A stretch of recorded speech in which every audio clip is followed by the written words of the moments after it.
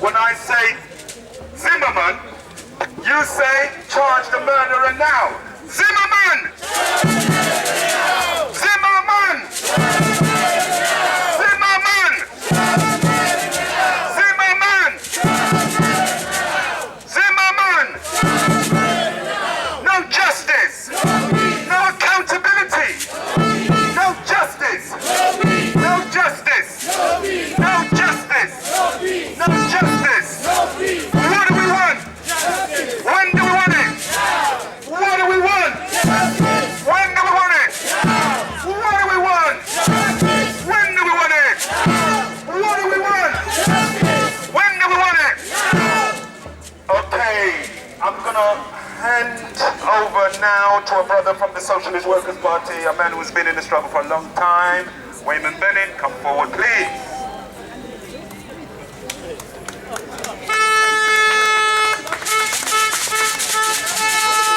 I'm glad that people have come out today, because when you look behind us, that's supposed to be an eagle. That's what they tell us.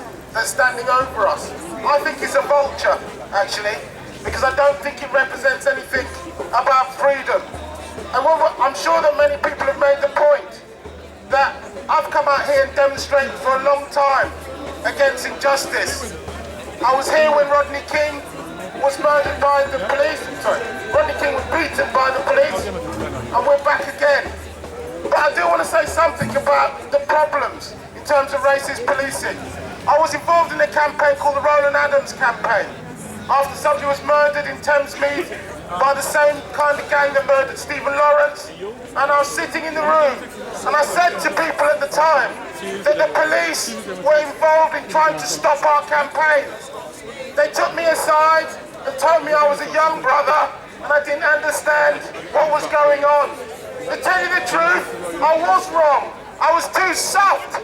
They were not just in the campaign, they were trying to stop the campaign, they're trying to disrupt it. Because when you try and expose racism, when you try and expose injustice, instead of trying to help you, they try and stop you. That's why we have to come out here and demonstrate.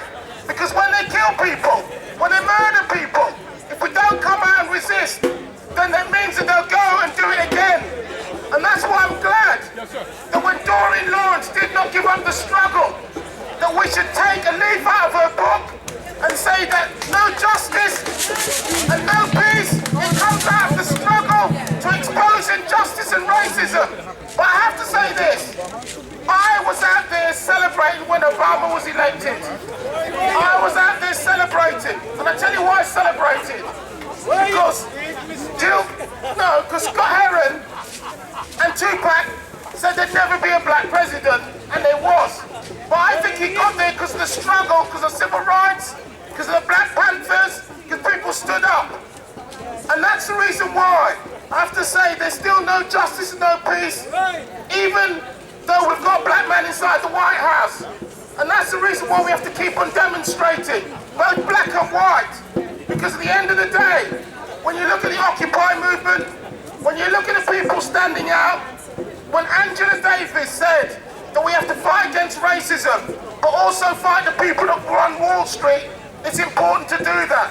The reason why they murder black people is to maintain the wealth and privilege that they've got. And I think it's important that we stand and say enough's enough. We want justice for Trayvon, but we know that the reason why they're there is to keep down the rest of people in society. Thank you very much for listening to me, but more importantly, thank you very much for demonstrating.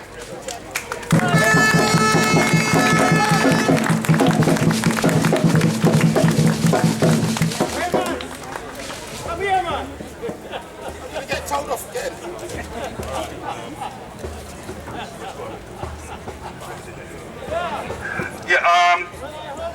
I'd like to take this opportunity to introduce several great people in the struggle who have been here, there and everywhere, during the rain, during the snow, during the sun, during the wind, everything. These people are seasoned, they're committed, and we need more people who are committed to fight the good fight, because this fight is not an individual fight. We need to stand together, we need to have commitment, and we need to come out like all the good people that have come out today, peacefully, arguing their point, but stringently and determined to bring about change. Okay, I welcome now, first of all, Brother Minka.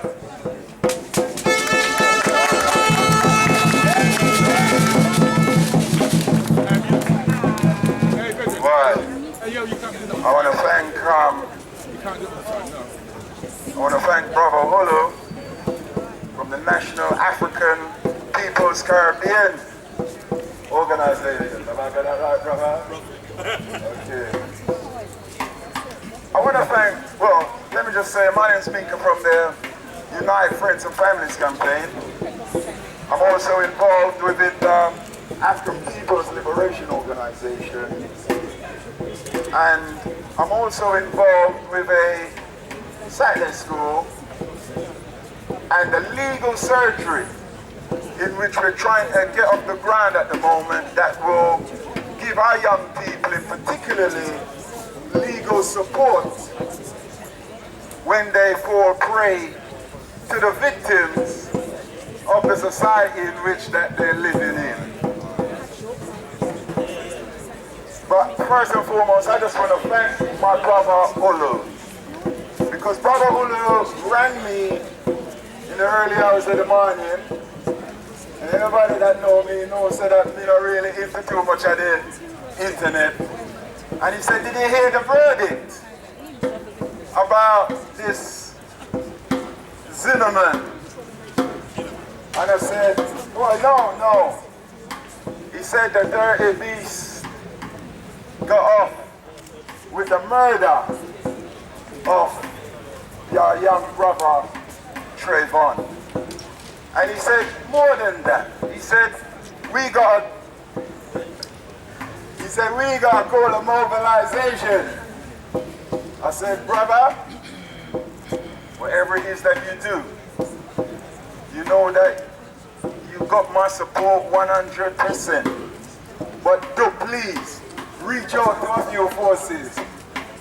I'm tired, come out and just say a few little handful of people. But with that confidence, he reached out. And so I want to thank each and every one of you also who took the time to come out here today with such short notice. I want you to give yourself a big hand, brothers and sisters, because we should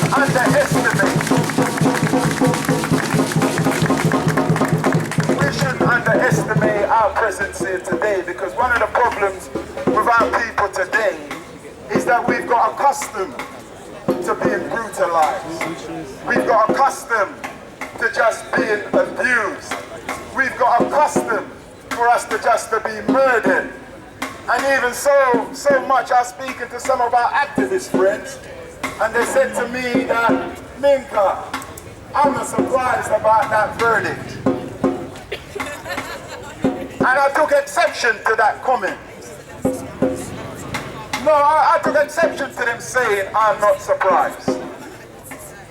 And the reason why I took exception to it, it's almost as if to say that we, as a working class, is powerless. It's almost as if to say that people forgot that when this murderer killed this young man, the authorities didn't want to do anything. And it was through the mobilization mostly of the working class, the force that forced them to take a decision of putting this killer on trial. So I don't want us to ever underestimate our power. There were certain things, however, that took place within this trial that concerned me. And one of the things that concerned me, and it comes back to the point that I raised about us developing a legal surgery, I don't know the hell. How could somebody be defending a family, turn around and say that this ain't got nothing to do with racism? I gotta ask myself, which side are you on? How could you be defending a family whose son, who is clearly being victim of the most gross stereotyping of what a criminal is that's been presented by the American media, rather than those three-piece men, white men predominantly in suits as the criminal, they've turned it upside down to make out a young black man as a hoodie is the biggest criminal walking the planet. And if you're uncertain about that, you just have to look at the statistics, which is not just about our young brother Trayvon. If you want to talk about the racism, 50% of our jails in America is full up with the stereotyping of our young men predominantly by the system. And so when I hear comments like that, I know that they ain't got a Johnny Cochran up there defending them. Because when Johnny Cochran, no matter what you may want to think about O.J. Simpson, Johnny Cochran was able to link up his lynching with the genocide which is taking place amongst African people that's been going on since our enslavement and capture, which, unlike what a lot of people think, has ended, it still continues today. And so, when I look at that situation, I am surprised. I'm also disappointed.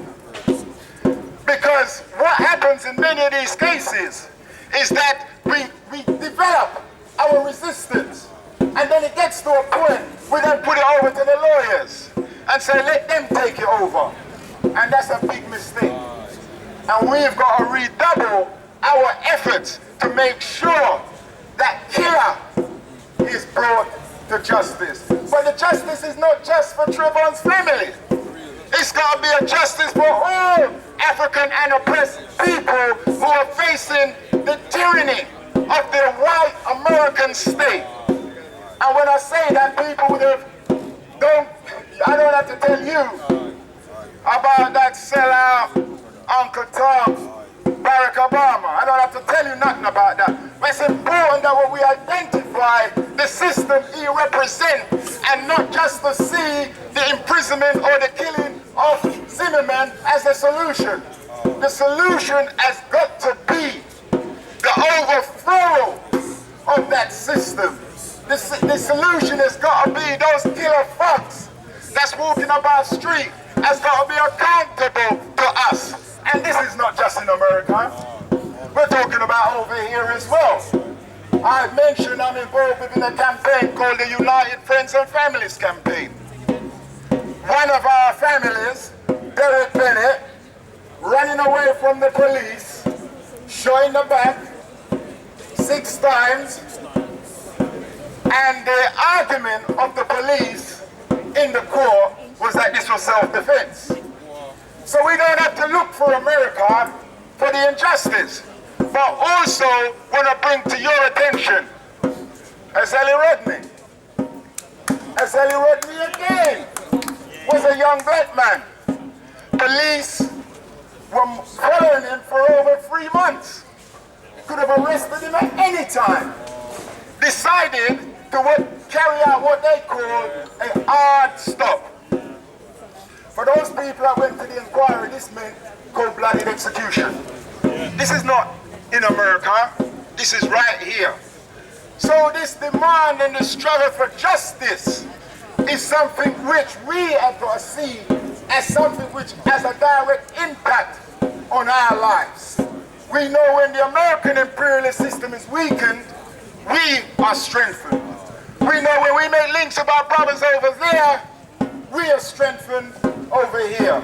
And so I want to conclude, brothers and sisters, because I mentioned about the United Friends and Families campaign. This is a campaign of families that support families whose loved ones, and you would have heard our beautiful chair, our Sister Marcia speak earlier on today. But we look at those who have been killed in prisons, the psychiatric systems, and by the police. But I'm of the feeling now that we need a campaign that's got to go beyond that. It's not to say that that campaign is not valid, it's very much valid. But we got to have a campaign that is even more broader than that. And it's for that reason why I'm happy to be here to introduce a brother which will be coming short. Well, I'll say it, brother, if you don't want to say it. I'll say it. We want to introduce a brother in which now we've got to link up the wider campaigns, because I come to this picket here today late. And one of the reasons why we came to this picket late is because I just came out of a court today in which we saw the kind of justice that Trayvon Martin family saw. With the overwhelming evidence in that court, the judge still decided that he was going to find against the defendant.